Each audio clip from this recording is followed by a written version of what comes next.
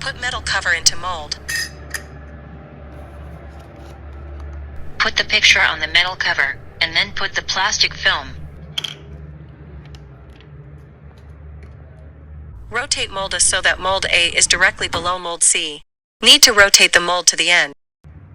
Press the handle, and when you hear a sound, you can raise the handle. Make sure that the support pin is against the round plate and cannot let the support pin pass through the hole on the side. At this point, you can find that the metal cover is already inside the mold above. Put the button back cover into mold. Don't put the button back cover upside down.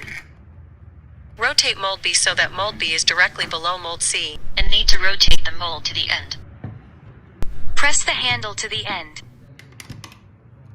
Make sure that the support pin passed through the holes in the round plate.